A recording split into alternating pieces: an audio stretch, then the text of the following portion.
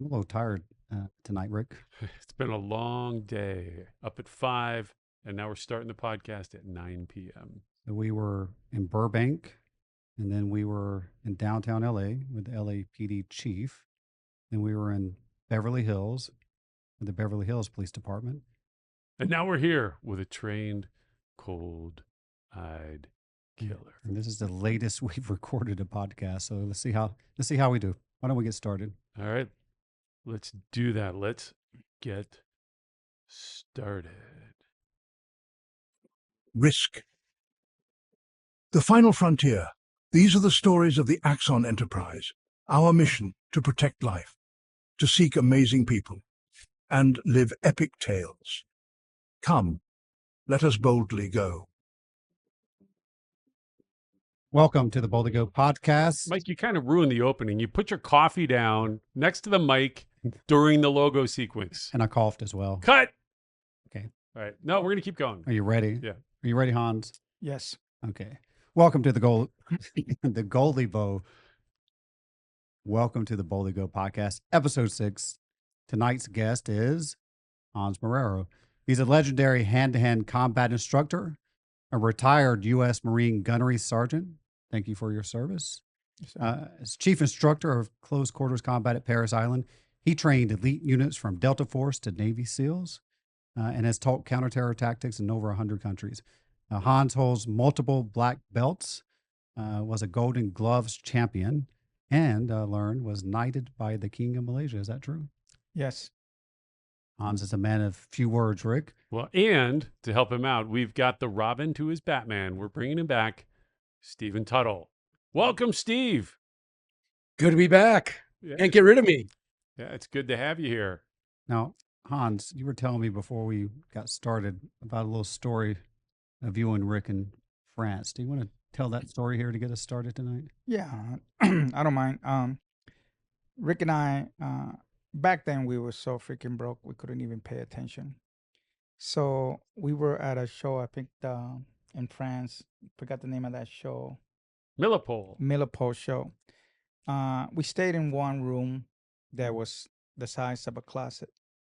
And Rick and One I, bed or two beds? one bed. Okay. I remember one bed. So Before that was cool. so We were kind of ahead of our time. yes. But we were tired.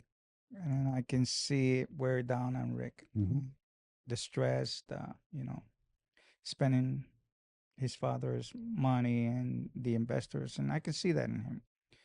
And he started with that. He said, all my other friends already made it, 8 million. And I looked at him and I said to him, the M26, when you built that weapon, the first life you save can't even come close what your buddies have done at Harbor. And he took a deep breath and said, thanks, Hans. But I remember those days like that. Wow. Well, let's go back even older school. All right.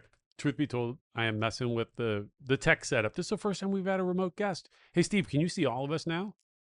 I can see all three of you. All right. Your screen just got prettier. But Rick, you just told a powerful story and you got right back to tech. That seems like a powerful moment. It was a powerful moment. I didn't want to cry, and so I had to distract myself. And I mean, it wasn't awkward that you guys shared one bed, but that's okay. What I mean, I think it's a good intro to we've been telling the TASER story over a series of episodes. Now we've had a couple episodes where we took a break, we had the guest, and we told other stories. But episode 1 was the origin story, would you say, of TASER? Yes, I would agree with that. And then episode 4, which we had Steve Tuttle on, which is roughly 94 through 1996, or maybe the Air TASER years. Yep. And the auto taser. I think we did both with Steve. Well, episode 5, we did do both. Steve's been a returning. Now Steve's on 3 episodes. Episode 5 was the auto taser, which took us up to about 1998. And I think where we start today is actually, Hans alludes to it, is you were waiting for the patent to expire where you could sell into law enforcement. So I'm going to go ahead and take Steve off the screen. I'll bring you up when you come on, Steve. Otherwise, I don't want you to have to awkwardly worry about, being on camera too much. All right. So why don't we do this, though? Let's get the 90-second Hans Marrero story. I remember you telling me you were beaten with bamboo sticks as a child, or bamboo canes. You know, It was training. give us the early days. Give us the stories of how you came to be the amazing human you are today. My mother, my master, but my mother was the key to make us who we are. She raised 8 of us by herself, working 3 jobs. So she showed us strong leadership. So this is where we got everything from. She wouldn't let me fight professional. All right, your mom's interesting and all, but let's get to the guy who beat you with a bamboo stick. That's what I want to hear about, Hans. I want to hear about motherly love. We want action. So how did that happen? How did some dude end up beating you with bamboo? It was just training. I know, but come on, give me what happened? It was like Mr. Miyagi moving in your basement, if I remember correctly. Don't make me tell your story because it's gonna be a lot more colorful. You may not like it. Well, in our training, it was very serious. There was no playing around. So when you make a mistake, you had to pay. Mm-hmm. And the whole thing about it is, especially when you're dealing with swords or edge weapons, is that you only have one chance. It's not like you see in the movies where you see the guy hitting, parrying left and right, and they fight for a few moments, and they say your kung fu's great, then let's fight again. Mm-hmm. You're actually trained to kill every other breath, because if not, you'll be too tired. And this is how they fought in the ancient times. You had to fight for 45 minutes, 30 minutes in battle. You could not get tired. So every swing of that blade is death to the individual. All right, and this is the wonderful childhood of toddler Hans, circa 1970 something, or late 60s. All right, so I remember this story because we're going to get to how I know you feel no pain, but you shared with me. Now, was this true? This guy was like a Japanese immigrant who didn't have enough money for rent? And how did he end up in your house? He didn't end up in my house. He ended up downstairs. We couldn't afford a house back then. So it was actually, we lived in an upper and there was the basement. And he was just a master that came down from time to time. And I was fortunate to have met him. Mm-hmm. So I'm going to tell you this. In life, nothing's a coincidence. Everything that happens for that purpose. Anything that changes slightly changes everything.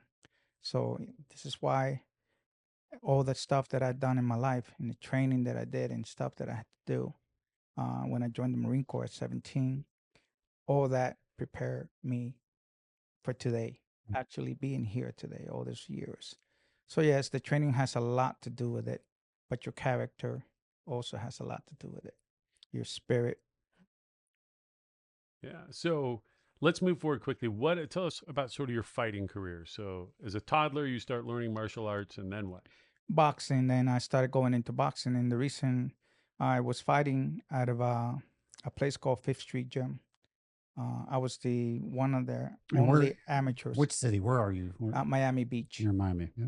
And that's where Muhammad Ali trained. And actually, the gym was owned by Chris Dundee, Angelo Dundee's brother. So they actually came to the house to ask my mother to let me go professional. And my mother kicked them out of the house. Wow. She said that fighting was for brutes, not intellectual people. Mm-hmm. So it broke my heart because I could have bought her a house with the money I was gonna get. I was 16 then, but I was fighting. I was sparring and fighting professionals in there, and even knocking them out. Wow. And I was just a little amateur, 15, 14-year-old. I remember sparring with this guy that was called the Cuban Kid. He was ready to fight for the title, and I went in there and got in the ring with him. He couldn't even touch me, and not even in the first round. He got so frustrated, he pushed me against the ropes. Mm-hmm. When I came back, I hit him with a right hand, a left hook, and dropped him. And there was a lot of people in there at that time, and because Muhammad Ali was at the gym. There's a lot of cameras and stuff like that. So they actually threw a towel over my head and then grabbed me and pulled me out of there. I didn't know what I did wrong. I remember just sitting in the back and waiting, and Muhammad Ali came in and gave me a wink. No way. Yeah. So I sat down there. I was so nervous. I I thought I did something wrong. I was just sparring with the guy. He Mhm. just got a little frustrated, so I didn't mean to hit him that hard. So he they kept me there until almost 9 o'clock, and then I got Okay. in trouble when This is a PG podcast. So far, you're in a sweaty gym. They threw a hood over your head, and some man came in and gave you a wink. I want you to keep it audience appropriate before well, so much just detail. I'm telling you what happened, and I was young. This is how I got into fighting. I wanted to fight professional, but my mother was against it, especially when my older brother passed away. She wouldn't let me fight no more, so I would hide Hmm. trophies. I would go fight and hide the trophies with the other ones. She would not know at that time, and I mean, you had to get punched in the face at times. You didn't come home with like, yeah, there are little bruises here and there, but normally the other guys got the worst of it. So I never really. I mean, I was fighting grown men, and I was fighting actually sparring with heavyweights. wow. So when I got in the ring with somebody that was 125 pounds, that's what I was back then. It didn't mean nothing to me. So that's why when I would train with the special forces or my Marines, I can fight all day. I can fight 3 hours and fight 34 people one after the other and not get tired. This guy is the human Terminator. For real. That's why I kind of love messing with him because I don't know. It's like playing with fire. Anytime I can play with my good friend Hans. Let's do this. Let's bring in Steve Tuttle. Steve, tell us a little bit about the day we met Hans and how that. The day we met Hans, that was at the Texas Department of Public Safety. We had been fairly new into the law enforcement market. We didn't make much progress, but I'd found this great use of force conference that had all these nationally recognized experts. And when I got in there, it was just Rick and we bumped into Hans and we met him. Seemed like a nice guy, but we were watching this Filipino martial artist named Erwin Balarta doing this demonstration. And there's Hans rolling his eyes like, I could take this guy. I'm like, I don't know. Like, he's literally legit. Well, that fast forward, I think that's when Hans is Rick and I did a pretty demo, legit. and then we did a demo. Do you want to go into the demo, Rick? Yeah. So we're up on stage. We got like 80 SWAT team members.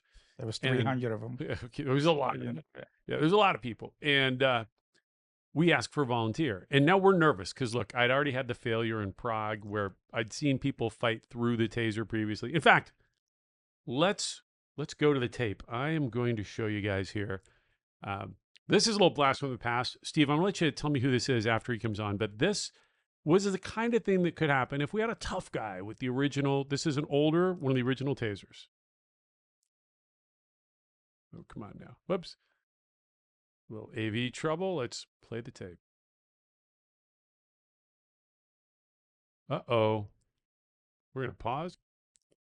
All right, we got the tech working. Now, I'm going to show you here. This was the sort of things that we might see with a volunteer with the older taser. And when you're ready, when you feel it, go. Come get me. Come get me. All right. All right. You can see. We want you to attack the focus, camera. They could fight through it.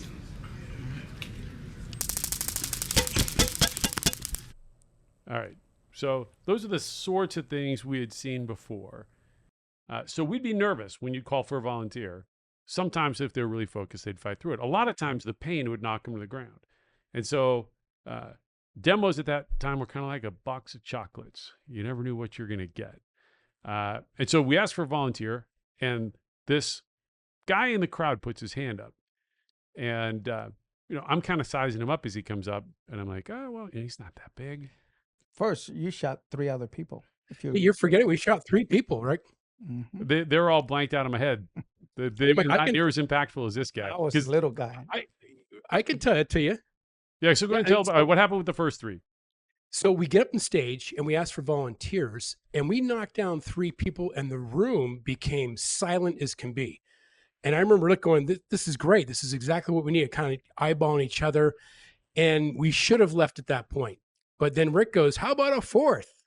And there, the guy in the middle there is who stood up, and not he's shorter than I was, and then he got up on stage, and you did that little crossing of your arms, Hans.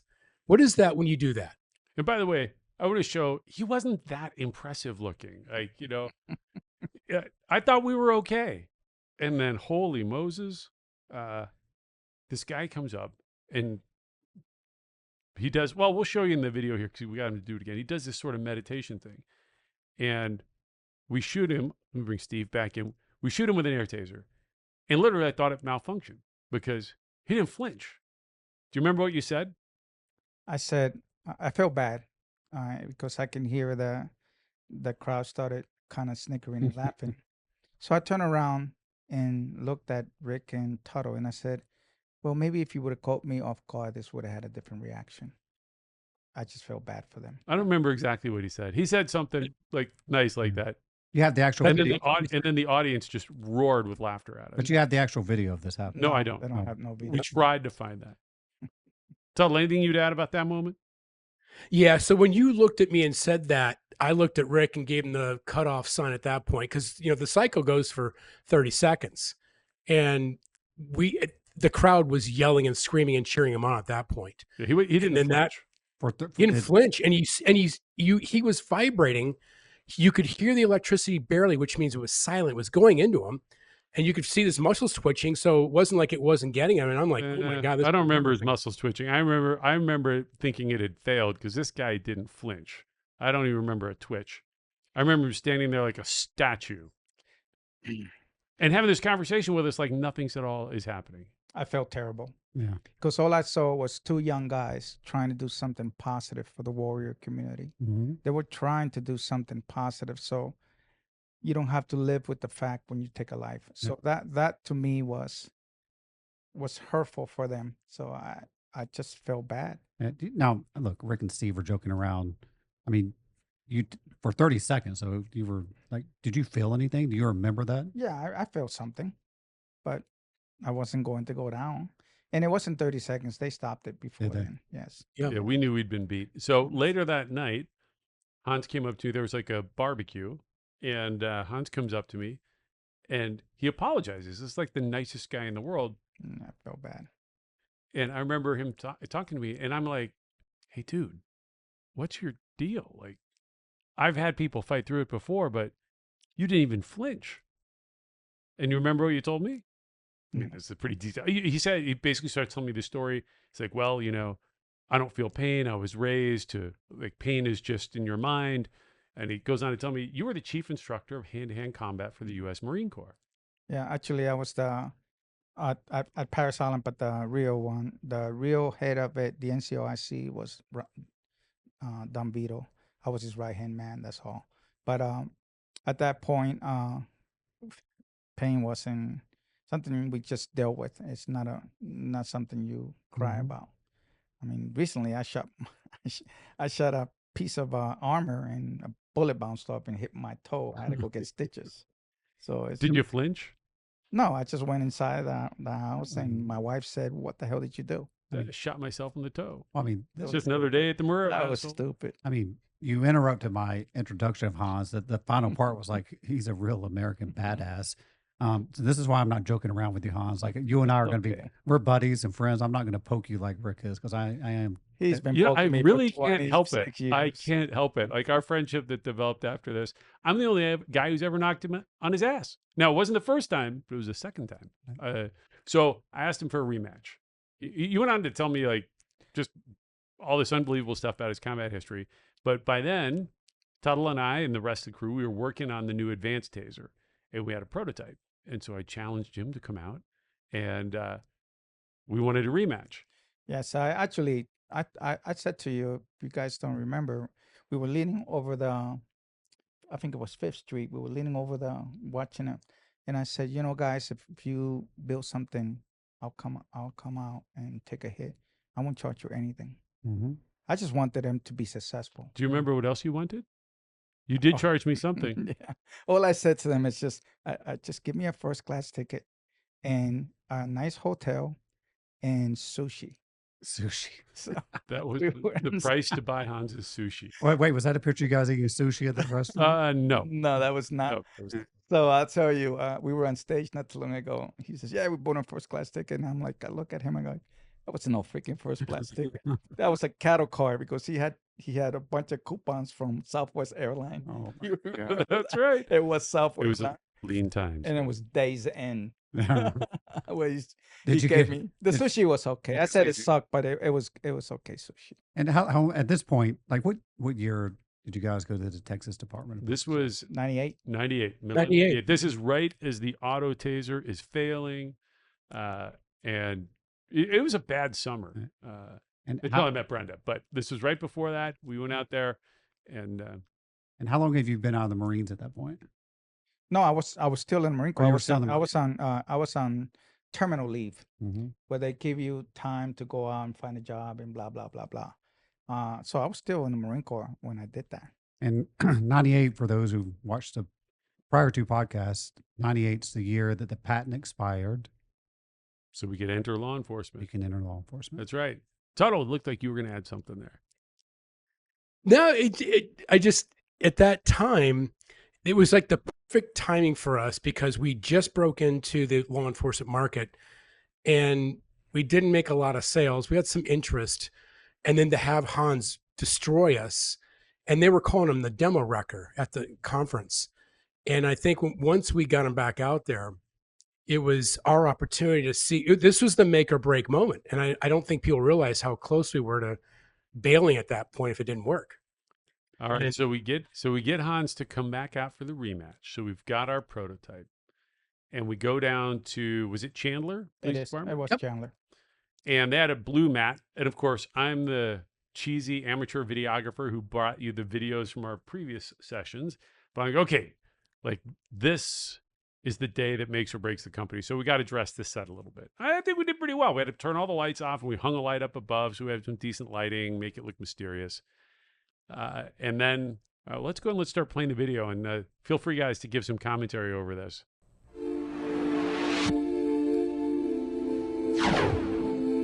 So we're setting this up. This was the Hans getting ready to take a hit. Now, before this, though, we wanted to sort of demonstrate how tough this guy was. So we put him in the ring with, what was this guy's name? Do you remember, Steve?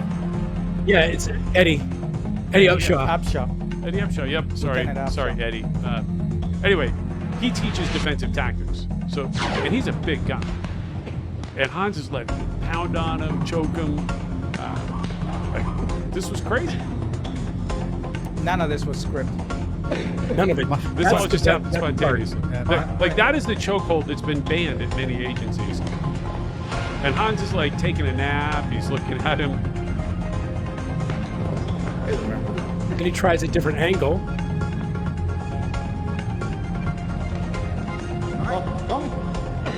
And we were thinking, okay, if we drop this guy, this is gold. And if we don't, we're out of business. Just shut the place down. I'm watching Hans drop him. I mean, I can't tell how many times I saw Hans do this. And at the moment Hans was to take control, he just does.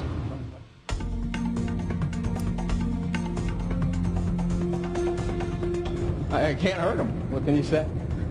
Can't hurt him.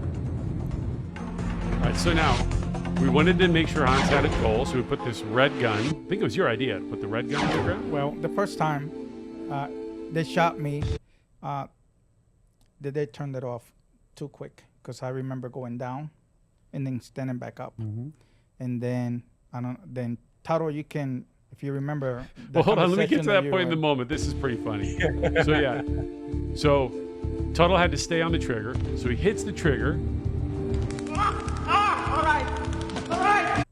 And oh shoot, bad camera work. And so Hans gets about halfway down, and then Tuttle releases the trigger. And I remember this moment where when he releases the trigger, and it's right about here. This is why we had to cut away. You notice the camera angle changed? I cut the edit to the second video because Tuttle screwed up the first one. He lets up on the trigger. Hans looks up at us like those looks you see on Wild Animal Kingdom of like the lion that's about to jump on the giraffe. And I'm thinking, Tuttle ruined my video, and Tuttle's thinking he's going to kill us. So I slap Tuttle on the top of the head, and Tuttle gets back on the trigger, and now he finishes going down, but the shot was ruined. We knew we couldn't use it. So, and then we're waiting there. Well, we're watching you lay on the ground. We're both waiting to see, like, are we going to survive this? Well, what happened is that when they did it the first time, I stood up. I said, "Well, now that I received the pain, I think I can beat this." That's what I said, if you remember. It was. And then when they hit me, We the were so second, glad you said that because we thought you might get up and kill us both. This is the same guy. We haven't talked about this. He had to explain to me how you break the human neck. And so I was worried about my neck. So when when they actually hit me the second time, it dropped me. And I remember telling Tuttle, "Okay, when I tell you it works, turn it off." Mm-hmm. But Tuttle kept it on until I was on the ground. And then I looked at Tuttle. And he looked at Rick. And I swear, I think he said he told me to keep it on. And I'm doing this. I'm pointing to Tuttle. It's like, that wasn't me. But I was fine. I'd actually thought, wow. All right, yeah. They So got something. let's watch the rest of the scene here. So now we're gonna cut to scene 2, where we stayed on long enough.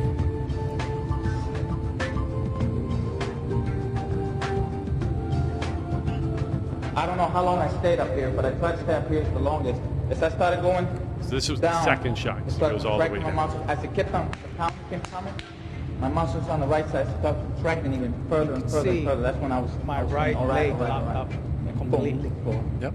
Oh, you can see the muscles lock up. That was not voluntary.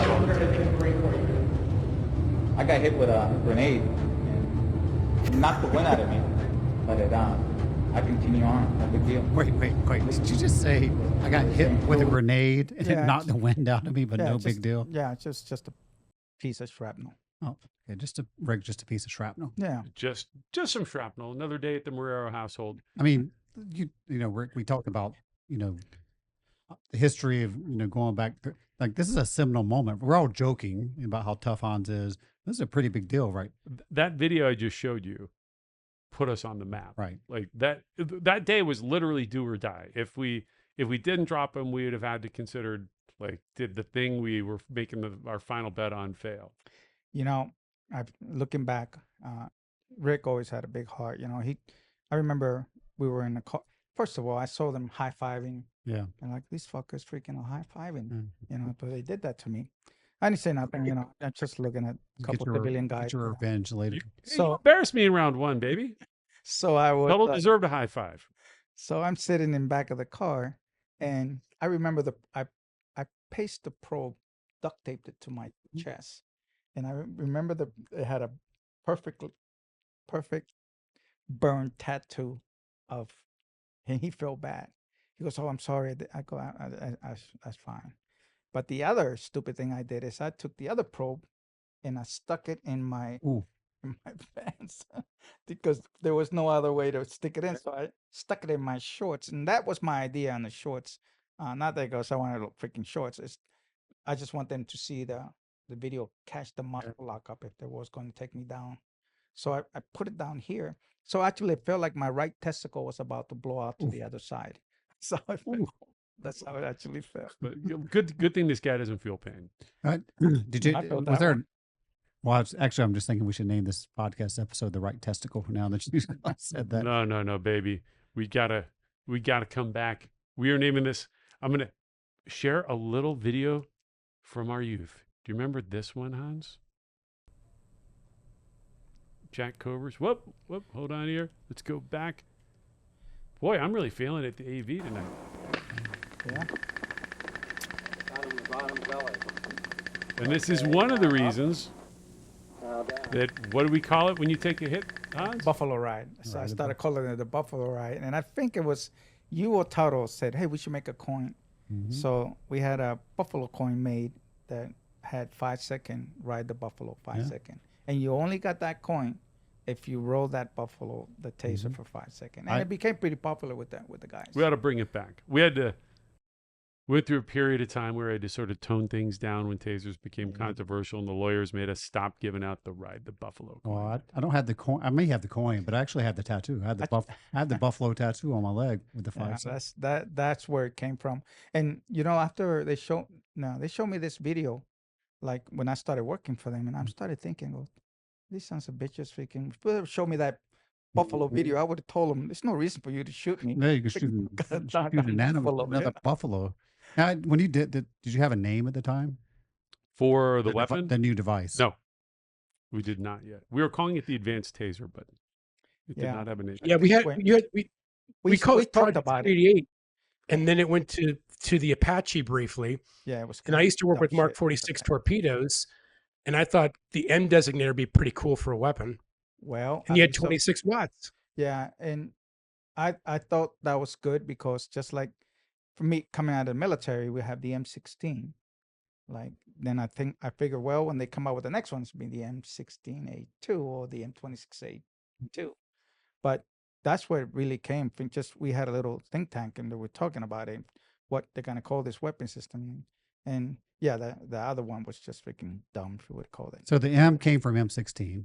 So It came from trying to In the remember. I think M26. it was and the M26, Well, yeah, and 26 watts. It made sense, you know. Yep. But No, who but can, it was. And I used to work. I used to work with the Let's over each other. Okay, I'm taking control. The M16 weapon or the what was it, 46 Tuttle torpedo? I mean, it's generally military gear tends to get these sorts of designators. So we all had our own love for the letter M that brought us. but it caught attention of the officers, you know. but take a deep breath, everybody's. But so M26 is the first taser weapon for law enforcement. We've moved beyond the air taser. We moved beyond the auto taser. We moved beyond everything else you've done up until this. What's the first one that really worked? Yeah. Okay. It didn't matter if you were on crack or PCP. It didn't matter because they took control of the skeletal muscles. You know, it really hit home on the motor nerves and the sensory nerves. And I don't care. I mean, police officers were telling me stories that this guy had blown his head off. When they came in, they still had the gun. They shot him. He locked in place. He's still locked in place, but he wouldn't let go of the gun. And then they realized that he had shot himself, and you can see part of his brain and skull on top of the roof. They knew they was dead, but the weapon system was still locking him. So that's pretty amazing. The only way you can really override the central nervous system is by taking out mechanical movement. And there's no other weapon in the world other than putting a bullet in your sinus cavity that will stop you that freaking quick. I mean, when you described this when we were talking to Espen in episode 2, like when Hans describes, like, I mean, taser weapon can, when deployed properly, and as you said, in the lab, we're 100% effective. Like that is where you can incapacitate someone versus shooting them with a bullet. Well, I would tell the officers, I said, you can put seen it. You can put a round, you can put 6, 7 rounds, 10 rounds into somebody. Not necessarily mean you're stopping them. There's still oxygen going into the brain, blood, and whatever he had in mind to do, he'll still move forward to do it. I have videos of guys I have a video where this police officer put 7 rounds into this individual's chest. I see getting, and still reached the police officer and stabbed him. Then, of course, he bundled and then passed away. Right. But he still moved. Mechanically, you can still move. The beauty of the taser was taking control of those mechanical movements. That was key. That was key to convince those officers that weapon system had more capability than bullets. That's what turned things around. So this is when we knew we were onto it. And then shortly after that, my recollection was you got up and you said, you're going to change the world. I did. Effectively, you wanted to be a part of it. You wanted Yes. to become our chief instructor. Rick, and I'll tell you this, you heard me say this before. All you have to do is make a difference in one person's life. All you have to do is save one person. That one person can change the outcome of the entire world. That's how you have to look at it. Warriors are not there to, be badasses and take lives. If you're a true warrior, you're there to protect life at all costs, including giving your life if need be. Yeah. Part of the magic of Hans is not only, in all seriousness, like this guy is this like spiritual, modern day, ancient warrior, in all seriousness, but also had this super innocent soul. When I had met you, you were so formal. Everything was, remember, yes, sir, no, sir, yes, ma'am. He'd been just gone right from being a kid into the military. And it was actually really, really fun. There was this kind of combination of like, this guy's like the most badass warrior in the world. And yet he's also this like really kind of innocent soul. It was really cool getting to know you. It was good getting to know them because I'd never Mhm. dealt with such a young person that was going to be my boss. Mhm. Well, and we were a bunch of goofballs. You were. It's like trained killer. Yeah. It was like when the kid in Terminator 2 gets the Terminator. That's what Tuttle and I felt like. We're like, holy Yeah. Moses, we have our own Terminator. Well, there was one time we went to Washington to listen to this Yahoo that had the ability to use the thumbprint to let the weapon on or off. It was bullshit at that time. But I remember we were I was in the middle, and it wasn't monkey in the middle. It was slug bug. I mean, who the fuck plays slug bug? At that age, and all I saw And them yeah, is going with back and you forth, too. punching each other around me, and I'm like, what the hell did I get Well, I myself mean, into? You know, Hans, I do have a job running a public company. Maybe we shouldn't tell too many of the stories of the rampant But immaturity. those are the days. But you know how I saw it? I saw it like two young guys that all they did was bust their butts, Yeah. and work so hard at school, and they forgot to have fun. Well, I see it as they know that you don't feel pain, so they're not that smart. They're in there playing slug bug with a Marine. I yelled at both of them, and they both went back and just stood quiet. It's literally like the kid with the Terminator was me and Tuttle. Yeah. So shortly after he joined up, we were trying to cut a distribution deal because we didn't know anything about Sound of Police. And so there was a company called Armor Holdings. Mhm. Remember them? Yes, I do. They were the 800-pound gorilla. Armor Holdings was #1 in body armor and holsters and all this kind of stuff. And we were going out to try to cut a distribution deal with them. Now, part of this was we were desperate. We were out of cash. And I was mostly worried about getting my dad some of his money back because we'd wiped him out. And so we were actually prepared to sell the company if that's what it, if we got a decent offer. And so we invited Hans to come out because we wanted him to sort of tell the story. We were going to show the video. And so we got out there, I think the day before. Yeah, the night before. Yeah, I remember your brothers flew us there on his little Cessna that he had. It was a shitty hotel. So Another day's in. So look, we always used to share rooms. Like, that's wasteful. You don't have the money to buy a separate hotel room. So Hans is sharing a room with me. And this guy, again, fresh out of the Marine Corps. I didn't realize it. No offense, Hans, you had a little PTSD. That's true. And so we're getting ready to bed down in this shoddy motel. I mean, it's not in a good neighborhood. It was a like rent by the hour type hotel. So I remember he was out sleeping, and so was I. Well, no. Before we get to this part, we're getting ready to go to bed, and Hans pulls out of his bag this giant knife. I mean, this thing's like this combat knife, like from Rambo, and he sets it on the nightstand. And I'm like, what's that for? And he's like, oh, well, it was Let's be prepared. Yeah. And so I'm thinking, well, who am I to judge? Okay, cool. We'll do this. And so, I go to sleep. So I don't know. It's like maybe 2 or 3 in the morning. It's just commotion. I don't know where I'm at. I just Snapped flipped. is a fair Just- description. yeah. So it's totally dark, and I usually keep a small light on because in the jungles, you triple canopy, you can't see anything. So always kept a small light on to make me know. Let me realize it's okay. I'm Right. where. So he turned off all the lights, went to sleep. I already went to sleep, and he turned off the lights, went to sleep. So I hear all this commotion, and I don't know where I'm at. So I stood up, and I hit the back of the wall, and I remember sliding on the wall and going towards where all the commotion was. Yep. And then I go to the left, and there was a light on there, but I hear movement, and that movement was Rick in bed moving. And I'm like, oh, there's somebody there. And in my mind, I was saying, okay, I'm gonna hit this light. He's gonna be disoriented. I'm gonna jump on him, and I'm snap his neck, right? Whatever was there. All I thought was danger. Yeah. And hit the light. Rick, gets pulls his blanket and goes, Hans, are you all right? And I'm standing there trying to figure out where I'm at. And then I go, Oh, yeah, I'm sorry. Yeah, go back to sleep. Well, he's leaving out one important detail. He had ripped my comforter off my I did. bed. So all I know is I go to bed with this guy who's starting to scare me with the big knife on the nightstand. And next thing I know, I'm waking up, somebody's screaming out in the parking lot. There was like The commotion. something going on out there that goes on at hourly hotels.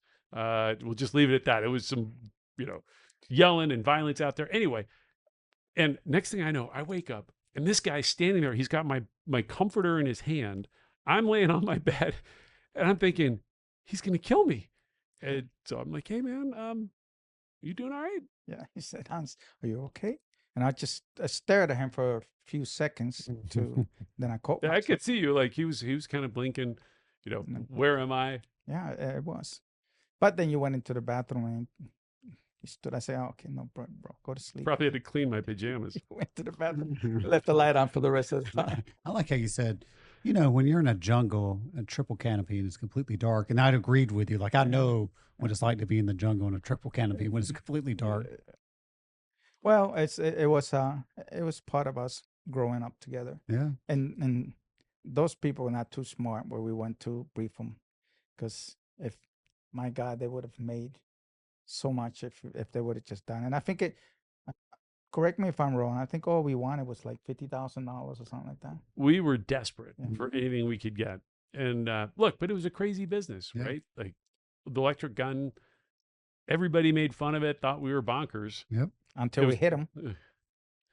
Yeah, so let's now get to our marketing plan. So now we got to launch this thing. We don't have any money left. I remember we owed Duracell Battery Company. We had a bill that was like over a year past due. And so we are stringing it along, no money for advertising. We went to the IACP show, got a little 10-foot booth. Where was it that year when we launched? Was it Philly, Steve? That would have been Charlotte, I think, wasn't it?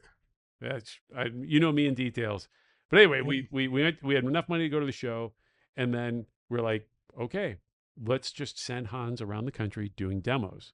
And so we put Hans in the famous Winnebago. Okay. So here's the deal on that. So I get my kids on the summer, divorced. So I get my kids in the summer. So I went to Rick and I said, I get my kids, but I know I had a job to do for him. So I said, hey, but get an RV. I don't know why I did that, but thank God I did. So I actually told Rick, Rick, we should just buy one, and then at the end we can sell it. Rick said, no, we're going to rent one. That way, if it breaks down, they'll fix it for us. And We didn't have money to buy an RV. You kidding me? We're renting this thing. it was hell on wheels. But then I got my kids, my dog, Brutus, and my two children, and I went around the country, and it was easy. Just when I went to those police departments, I just told them who are the SWAT guys here, who are the warriors here, and they would raise their hand, and I said, get up here and take a hit. I never asked them volunteer. Right. I just told them, get up here and take a hit. Challenge them. Yeah, and they got up there, and Yeah. then it was hallelujah. I can't believe how this worked. You explain to them how I can override the central nervous system, take out mechanical movement, blah, blah, blah, blah. But I also asked questions, and Steve was good at that. I would ask him, hey, what happened within that area, and then I'm going to do this. Mhm. What kind of issues they would have. And Steve is like a freaking book encyclopedia. So he would, I would get a little bit of knowledge of what issues they had, and I would take my demonstration and wrap it around that itself, and they made it look. Here's one of Hans. I think this was an international demo we're looking at here, but this was, kind of the thing that we would go across the country doing demos, and Hans would offer them $100 bill. If they could come get it, they could keep it. Nobody ever got it. Did you have $100 bill? No. It might have been a $10 bill. No. Come on, we're trying to Yeah, but ramp it up like I we remember had that. class. Yeah, but I remember that when they did that. But I was more like, when I was in front of the police officers, I just the naysayers were the ones that I picked to take the hit. You can tell when you sit in class and you're like, whatever, and I would get, I don't know if you remember this, and I'm not gonna say what police department it is. Some SWAT guy say, "Oh, we just shoot them." I remember looking at him. I go, "Well, how many people have you killed?" Mm-hmm. 0. So I'm like, what a freaking Right. goofball. So I went on there and I didn't even ask him to volunteer. So I said, I'm going to go ahead and drive down you. He goes, what? And I Mm. just drove down them right there on I don't think we could do that stuff nowadays. No, I got in trouble a few times. Not really in trouble, but they told me to back duck and said, Hans, you need to back up a little bit on that. But I always pushing and pushing and pushing because with warriors, the only thing you have to show them. Right. You can talk all day and run your soup cooler all day, but the fact is what they see. The brain thinks in pictures, not in words. Mm-hmm. So when they see somebody go down, that's what caught their attention. I mean, it's incredible. You load up your kids and the dog in a rented Winnebago with this new shocky gun. And went all over the United States. And it wasn't.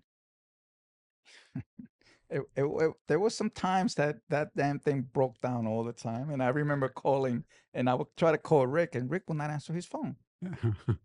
Up to this day. Well, I'm like, look, Hans clearly broke the Winnebago. If I answer this, it becomes my problem. It wasn't. It was just a bad Winnebago. I mean, I had the AC fall off. I think you drove under an underpass A and little knocked it bit, off. but I mean, it was just a little touch, and then I had to duct tape it to continue to work. Those days you had to be scrappy to get by. I'll tell you one story. So the AC is all messed up and I duct tape it, and we were in Louisiana with my kids. And Brutus, we had bunk beds. The kids were upstairs. Brutus was on the bed with me on the bottom. His dog Brutus. Yeah. So he, in the morning, I said, "All right, Brutus, get down." He wouldn't get down. I'm like, what the hell? So I got down, and there was this much water, humidity, and all that, and the AC was bad. So Right. there was this much water in the RV. So I had to take my kids out of the RV, and then I told them, okay, I'm gonna open the door when I tell you to open the door, but move fast. And so I told Hans Jr. that. So I took that RV and put it against a rock until it got like almost tilted. Opened the toilet water out. Then we closed it and we went on to the next train. This was the marketing launch of the Advanced TASER M26. Hans Marrero in Winnebago. But you know what? For the first time in the company's history, we saw orders coming in regularly. Everywhere he went, our fax machine would light up with an order from that police department. So is this, are we into 99 yet? We're in 2000 now. We 2000. started shipping in early 2000, and then Hans did his road shows, famous road shows, summer of 2000. I don't know if you know this, Rick, but there was one time I was in somewhere in Texas, right? And I hit the officers in front of the chief, and the chief took a hit. It only came a couple seconds. So he's on. So as we were there, their city councilman, and whoever the chairman or city councilman was walking by, goes, "Hey, what's going on?" So the chief was enthusiastic. "Hey, this is a new weapon system, less lethal, blah blah blah, non-lethal. We call it non-lethal." So he got on there on the mat. And back then, sometimes we didn't use mats, but there was a mat there. So he gets on the mat. He goes, "I'll take a hit." I didn't hesitate. Pow! I shot him, and he went down. I gave him 5 seconds. I gave him the coin too. He wrote that buffalo. So I said, the chief looks at me and goes, "Hey, Gunny, I don't think he wanted it. I think he was joking." I go, "Sorry." He said, "He'll take a hit." Yeah. You don't joke with Hans. So he got up, and I shook his hand, and I gave him a coin, and I said to him, "This is what leadership is all about. This is how leaders, real men, in front of their man lead." And I shook his hand, and he was still flustered. But he turned around to the chief and said, "How much are these things?"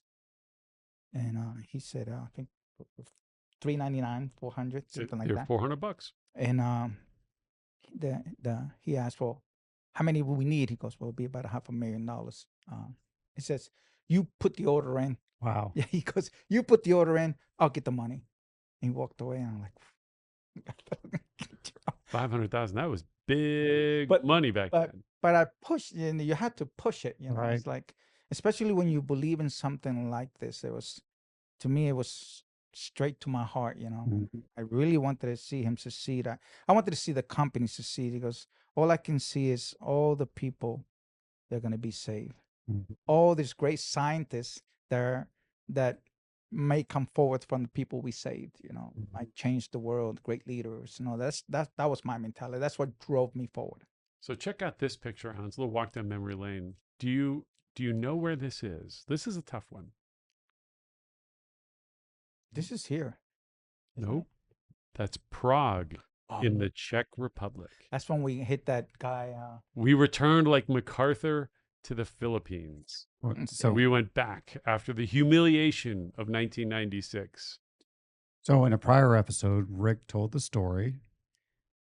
Rick, tell the story. Yeah, we had basically I'd gone to Prague and shot like 6 or 7 cadets. None of them went down. They all fought through the taser, but nobody stood there like Hans, like, not flinching. So So now this time when we went back and we said, hey, we don't want the cadets this time. We want the badass. Like, who is the lead alpha fighting instructor, whoever here? And I think this guy was like the commander of the SWAT Yeah, team. he was the commander of the anti-terrorist team. And so, and the lawyers will never let me do stuff like this anymore. But Hans takes his gun, unloads it, checks it, and says, okay, not only are we going to like see if you can fight through this, we're going to see if you can pull the trigger. And so Hans is standing in front of this guy. He's got his unloaded gun, and you'll see me next to him there. And we taped the 2 darts to him. And bada boom, that was it. You notice Rick was supposed to catch him. I love your laugh. I don't always have the best reaction time. I'm not a real athlete He's like probably Hans like, over here. he's probably like, holy shit, it worked. Oh, he stood up. And that was only like 2 seconds. Yeah. That's it. Let's go back and replay that one. 1, 2. You see, we 3, tape. and- Now, sometimes I'll show this and I'll say, look, this is a great example. We have a weapon. It's insanely effective. It's 100% effective in the lab because here we taped the darts to him. You can kind of see him here on his arm and on his leg. It was his back. It was a good spread. Yeah, it was a good spread. If we get a good connection, this thing really works. Now, we talked about the Apollo dart, our new dart that takes clothing off the table. That's going to be a game changer because it'll guarantee if the operator hits him, it gets through. That's kind of the last piece of this 25-year journey we've been on together to make this thing a truly effective primary weapon. Anyway, that was such joy going back to Prague, where we'd been just humiliated and crushing the top dog. Now, when you failed the first time, you guys went out and got blindingly drunk. Did you go out and get drunk after this to celebrate? We didn't have the money. I remember we had a few drinks, so that was a big night. I mean, that was a That's big right. night. We had Uncle. We always said Uncle. With Uncle Mal. Come on. Yeah, hold buy on, it let me for get us. back here. Let's bring this back up. Uncle Malcolm.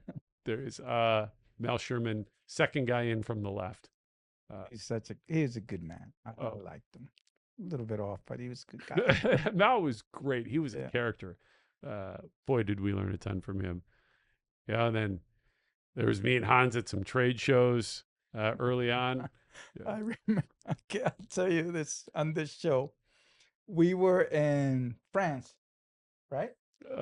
I think it was France, and then I was hitting the French Foreign Legion guys that came in. I was dropping them right there, so they would bring their buddies and the groups. We used to have rows upon rows upon rows of people watching this, and as we did this, and do you remember this?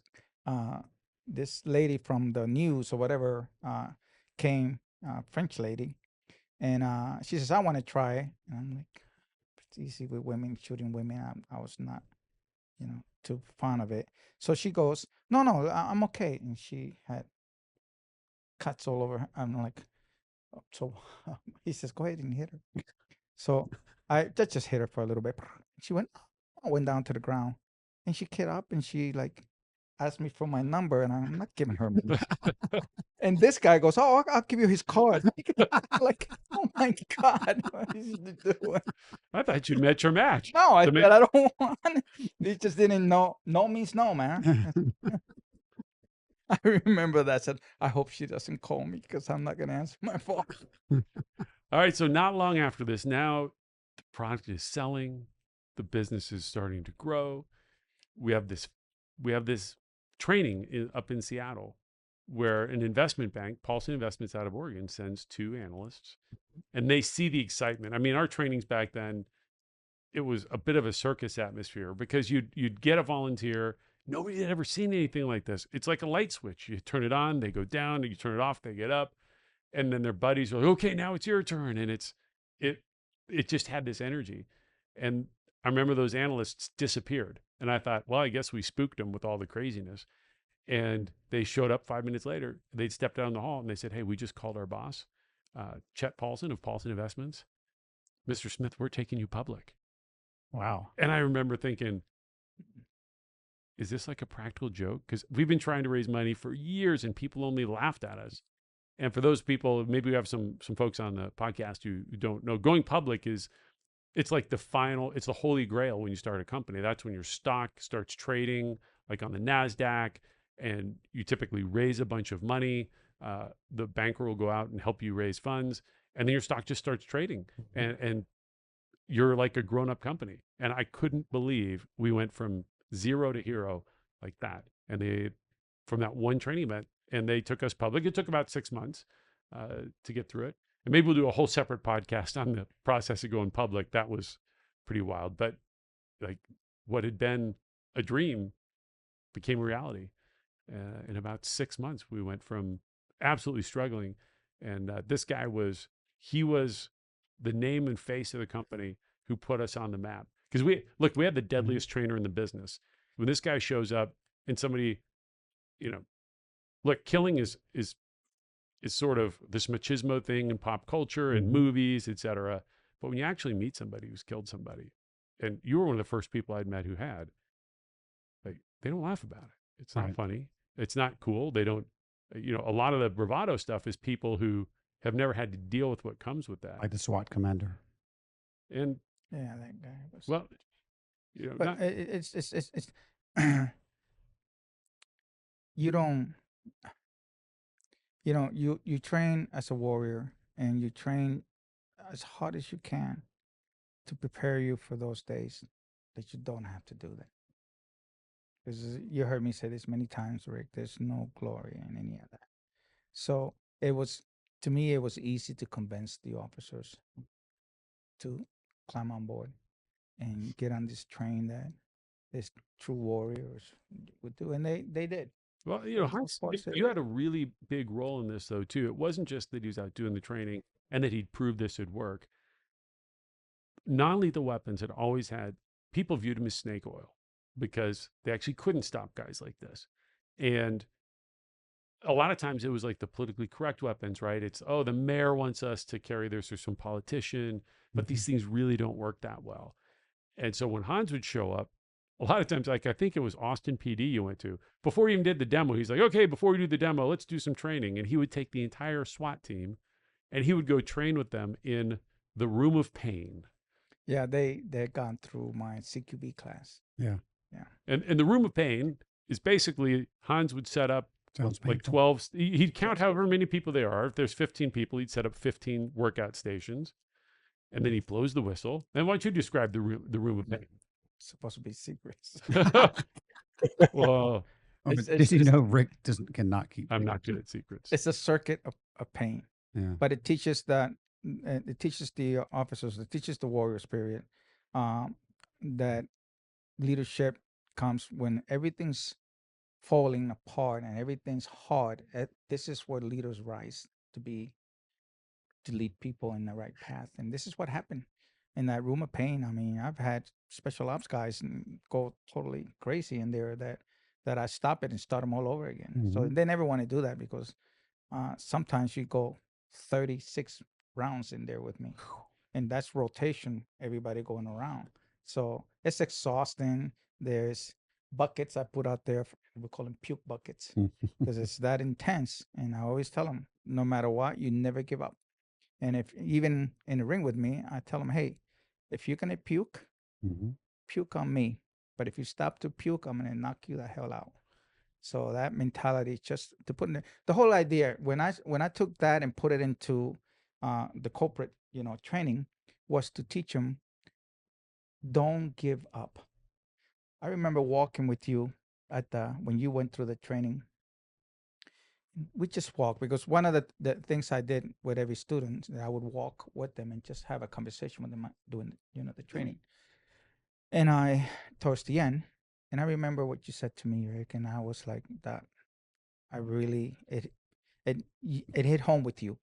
And he said to me, I would rather fail 1,000 times than never to try. And he says, if this didn't work, Hans, I just try again and try again and try again. That's a good mentality of a leader to have. You know, when all hell is freaking falling down, but you're on top of that hill saying, it's okay. We can do this. And everybody believes it. And this is one thing on your mission, Rick. You know, I ask, and recently I did this. I ask our people, and new people, some of them I don't even know because the company's gotten so big. But I ask them, why are you here? 99.9% of them will tell me the mission. Mm-hmm. Don't care about the money or, you know, the status. Yep. It's the mission. And then I asked, when I was at the last Axon week, we were there. There was 3 other workers, young ladies. And I said, hey, why are you here? And she said, I said, do you like it here? She goes, I love it. So I smile. So the next one came in. I says, just stay quiet. They came to the table and said, hey, how do you like working here? Exactly the same reply as the other one. I love it. And then another one came and I said, hey, how do you like working here? Do you like working here? And same thing. I love it. But it's the mission that's driven this company. It's that mission that you push forward and push forward and push forward. And there's not many times, there's been times that I don't agree with Rick and I was wrong. I can tell you that, be honest in some of the stuff. But he always puts that mentality, that mission forward where you're not seeing it yet. And recently, I think I told you, I said, you know what? This is what great leaders or great scientists do. Nobody at that point says it's impossible. But in his mind, it's possible. And they always have to start somewhere. Well, once we took you down, anything was possible, Hans. We stopped the Terminator. Hey, so I put this picture up earlier. So we actually brought the room of pain That was leadership to our company. It is a leadership class. Did you ever get a chance to do it, Mike? No, I did not do the room of pain, Rick. We should bring it back. It is the most phenomenal team building. People that come out of it. I'm sorry, I sort of ruined some of the surprise. Why? We got to bring one back. And Why? I'll do it with you, Mike. I'm thinking it's extraordinary. I'm not sure in 2025 we can And do the room of pain at a corporate event. It's not a it's part of it is the ending, but those people have gone through it and tell you it's something it's life changing for People them. have life changing events. I mean, I'll tell you one thing I learned during this episode is, I mean, I knew much of the company history. I mean, I'm around Rick a lot. I've heard a number of these stories over the years, but one, like, I mean, you recognize the mission from the very start. Like, you recognize the mission at the Texas Department of Public Safety, what these guys are trying to do then, even though it didn't work, but you recognized it then. And everything you've said on this episode, I mean, it really gets back to all the things that you know how to do in terms of all your training, your martial arts, what you've done in the Marines, what you trained others to do in the Marines. Like, but it is about protecting life. Like you knew that from the beginning, and that's carried through in almost every story you told us during this episode. And that's just, I mean, it's impressive. It's like I didn't know that. It was a driving factor. I mean, I'm here, almost 26 years later. I'm still here. You know, and our friendship. I love Rick. I mean, he knows that. I mean, he's been there for me in tough times too. So I always appreciate that. You know, so but. Not because he's been there for me at times. I follow him because of the mission, what he has brought forward. And that's what a good leader does. He takes that mission that he has in his heart and his mind, and when he portrays it out there, his people believe it just the same. This is why this company is freaking amazing how it's grown. You know what? There's police officers that have been with me training 25 years. What other company does that shit? Right. No other company can even claim that. 25 years later, and they're still in love with it. They're still in love with the mindset, that warrior mindset, that they're still in love with teaching, you know, and watching the changing on another officer when they teach. That is freaking powerful. And no other company in the world can claim that. Could I jump in here for a second? Yeah. Okay, so I've got a little take on this, sitting back in reserve here. One thing that we haven't talked about here is that when Hans came in. Yeah, he has the creds. Yeah, the M26 has the ability to take down people. But the one thing we haven't talked about here is you had to get a lot of law enforcement type A's behind us. And that was these instructors. And when you get all these instructors in one room, and they are all very strong personalities, and you somehow wrangle them in on the mission as well. So I think what we're forgetting here is he had another great contribution was creating a cadre of like-minded instructors, and that gave us the push-pull. The would sell itself in some ways by knocking people down. We would do briefings with command staff. They would want it, but they would always go back to the defensive tactics guys that Hans had trained and to ask them, hey, is this something we want to do? Yeah. And through all that training, we created this cadre of people that he's talking about that 20, 25 years later still show up our master instructor schools and have the same passion. And that's the magic and, that lightning in a bottle that we had. Yeah, I know. I got to double down on this. Thank you for all the compliments, and especially coming from you, Hans. It's unbelievable to hear you talk about us and me that way. But I got to say, you created the culture with those. Like, you were like the Pied Piper when Hans went out. The culture he created with our instructors was simply magic. So yeah, the product was there, but you created the culture and training and the love for the mission and the passion for what we were trying to accomplish among people who are naturally skeptical of technology, who, have a very intimate relationship with their guns because they view it as a thing that's going to bring them home. And Hans went out and managed to build a following in a community there that stands to this day. I learned that as a leader, you need to love your subordinates. Let's not call them subordinates. You need to love your people as you love your own children. Because if you can do that, they'll follow you to hell and back and not ask you why. And this is the thing. This is the thing that I had with you and Tuttle. It is that brotherly love, me believing so much in what you were doing, Rick, that I wanted to just punch it out there in them. And we all had I had a small piece in helping you, but there was a lot of people that all the puzzles work together. The Taro, there's so many other people, especially my masters, that I brought in, that I picked, cherry picked. They believe in, and I always tell them that we're here because of you. You believed in us. Yeah. I don't think that, I think it's the very first episode Rick was talking about from the beginning, there have been haters, Oh, there's always tasers and that, and especially in the media. And we certainly still get it to this day. We'll get a bad article coming out, or and we're going to talk about in a future episode, John Oliver special, like just attacking us.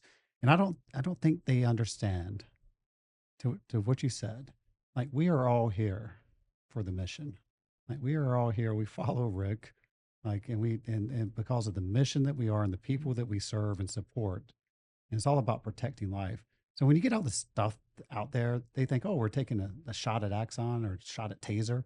Like, they truly do not understand how we do not care, because it's about protecting life. It's about the It mission. is. And I tell you this, here's the thing that they're missing. They don't understand the definitions, the simple definitions of ignorance. Ignorance is the lack of knowledge. The definition that they sometimes drive on is stupidity. And stupidity, the definition of stupidity is having the knowledge, applying it wrong, or doing the wrong thing with it only to benefit yourself. That's how they are. That's what the media, well, they just want to sell something, and negative sales. But what they don't see is the lives that we're changing by saving somebody's life. That to me is freaking powerful. 100%. That's what they don't get. 100%. And that's okay. That's okay, because they don't have to get it. The person that goes home to his family gets it.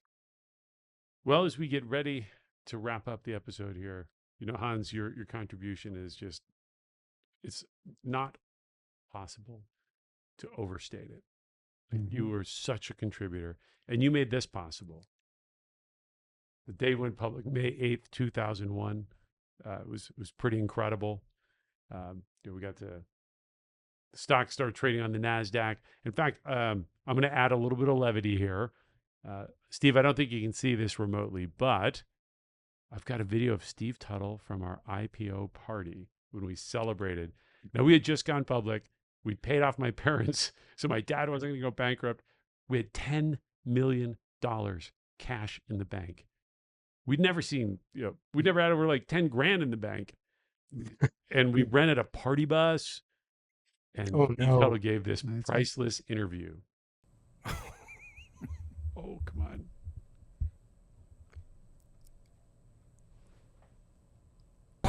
Commentary. It's our IPO party number 1. This is what we call in Japan first party.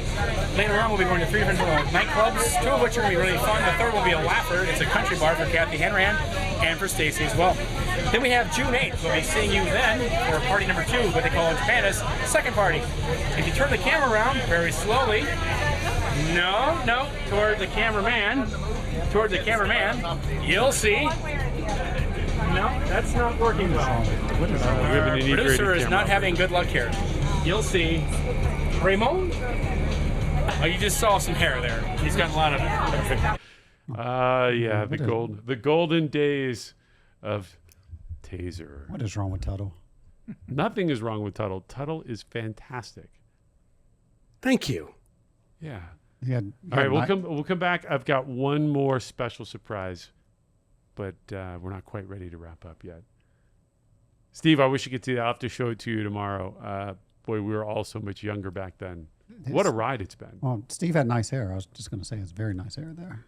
Had is the key word.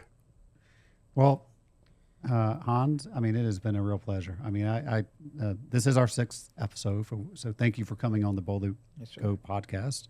But it's been a real moving episode. I mean, certainly for me, like I didn't know, as I mentioned before, a lot of these stories like that is, and how integral, as Rick was saying, you've been to the company. Like it's just like, this has probably been one of the most eye-opening episodes. And it does mean something like even the conversation about the warrior mindset and like describing that, like that is like only you could do that. Only someone like you could do that. And that has certainly meant a lot to the company and also meant a lot to the law enforcement field and what the technology that we've been able to bring them to support them and help save lives. So thank you. Any final words you want to say here? We've said a lot. We've done a lot. Rick's had a lot of fun. You might punch him when this is over. Negative. Whatever happens, especially when you're dealing with negative media, don't let that get in your way. All right? Don't let anything get in the way of what you continue to do, what this company will continue to do. I can die tomorrow and I'll be happy for what we have accomplished, what I have accomplished in my life, especially being part of this company. Well, thank you, Hans, for your service to the country and to Taser. And like, your body's pretty beat up from everything you've sacrificed. And how many Taser hits have you taken? Hundreds. Oof. I mean, again, punched and just. Yeah. I mean, I saw videos of this guy training SEAL Team 6, and they all towered over him. I remember that tape you showed me? Mm-hmm. It's crazy. And he's in the room of pain, fighting them one after another. There was only a few of them that came there, but the rest of them were other special operations group. Whatever, they're still badass. This guy is a machine. And so we kind of have a fun thing we do where now we've been using AI to write songs about each episode. And so, ladies and gentlemen, for the first time, the global premiere of our new song, The Ballad of Hans, Riding the Buffalo.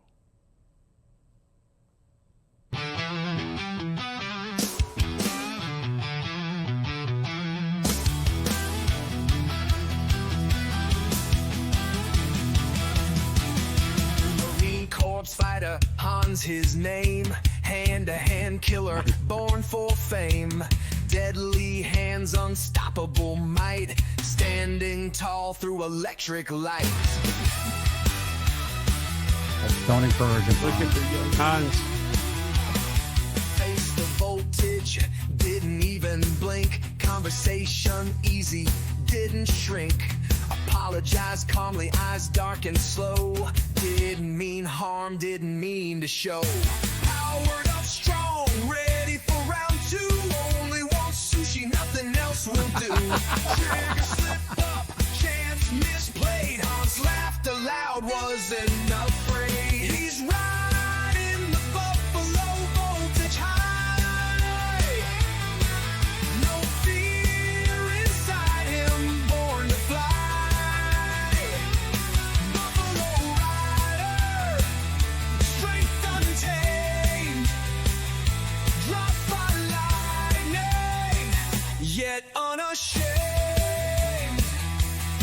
Second shot hit him, dropped him cold, rose again fearless, brave and bold. And now I know the strike you give, bring it on harder, I will live. Hit again, Should bring those fierce, turtlenecks knocked him back. flat, stood back up, said I'll join with that. And now on in, let's change the world. A Winnebago banner unfurled on the open road, offering cash, $100 bills, taser flash, fast lines humming, orders flow. Hans leads the charge, riding buffalo. He's riding the buffalo voltage high. No fear inside him, born to fly. A lot of memories there, huh? Join the war on. Strength untamed, dropped by lightning, yet unashamed. 8 years fighting, dreams alive. Hans drove hard, helped us thrive. Seattle showdown, bankers agreed, taking us public set. Us free. Did Kool-Aid Productions let us down? Oh. Kool-Aid, no! Hold on, you missed the greatest Hard, thing. helped us thrive. Seattle showdown, bankers agreed, taking us public set. Us free. Thank you. Oh, we're going to finish with an acapella. Hans, well, hey, I think you get the point. You are a human phenomenon, man. Thanks. This company wouldn't exist without you. You I put us love on you, the bro. map. It's been a wonderful 26 years. Thank you, Hans. And don't forget, tune in to future episodes on YouTube, Spotify, or Apple Music. We'll be back next Friday with episode 7. Go ride that buffalo, baby. Thank you.